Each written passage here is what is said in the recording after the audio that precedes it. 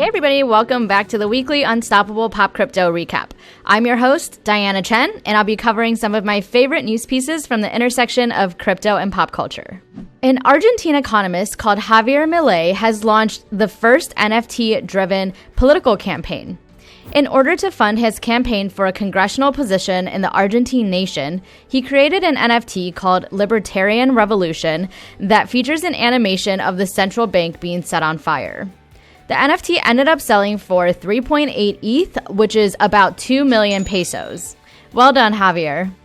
And from all the way across the world in Southeast Asia, the government of Laos just authorized 6 local companies to mine and trade Bitcoin as part of a trial run while the government starts drafting legislation about proper crypto use in the country.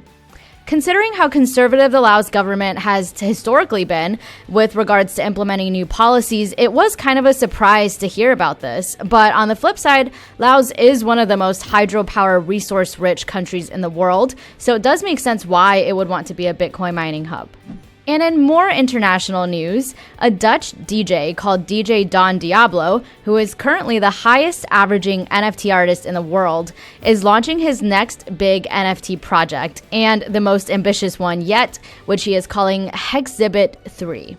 This NFT represents a vision that the DJ had of a spaceship-like machine that lands in a new world. And so while the NFT itself is an audio-visual file showing this vision, there will also be a physical rendering of this spaceship-like machine that would be going up for sale at Sotheby's sometime this fall. And while we've seen a few different NFT film projects make headlines in recent weeks, we're now seeing the very first feature film set to be auctioned off as an NFT next week on September 24th on OpenSea. The film is a sci-fi thriller featuring award-winning British actor Anthony Hopkins, and it's called Zero Contact. This movie was filmed in 17 countries virtually during the pandemic. Only 11 copies will be auctioned off initially, but 2,500 more are set to be released in October, and the film will eventually be shown in movie theaters and on streaming platforms as well. However, holders of the NFT will have access to cast interviews and outtakes that you won't be able to find anywhere else. I can totally see this becoming a trend in the future, so props to Anthony Hopkins and the team behind Zero Contact for being the first to land in this space. And you've all heard of New York Fashion Week and Paris Fashion Week, but for those living in the metaverse, this past week has been all about Crypto Fashion Week. Crypto Fashion Week, which is a week-long event that ends today, is the leading destination for digital fashion and NFTs and culminates in the Meta Gala, a play on words from the popular Met Gala, and is taking place right now. You can go to cryptofashionweek.xyz to learn more.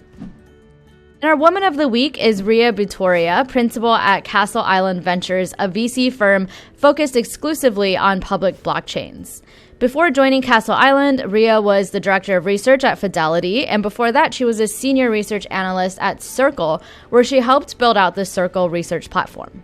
You can find her on Twitter at Ria Butoria and catch her at Mainnet in New York next week, where our co-founder Brad Cam will also be speaking. Our NFT Artist of the Week is Rhea Myers, an OG crypto artist who many would say is the most important but overlooked artist in the NFT space.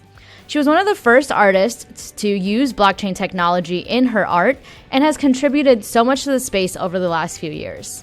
You can find her on Twitter at RhiaPlex or check out her work at rhea.art.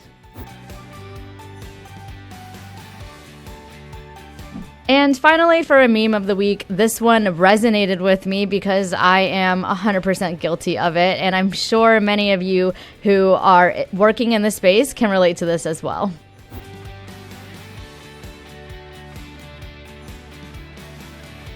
Tweet us your thoughts at Unstoppable Web and come say hi to us at Mainnet next week if you're in New York City.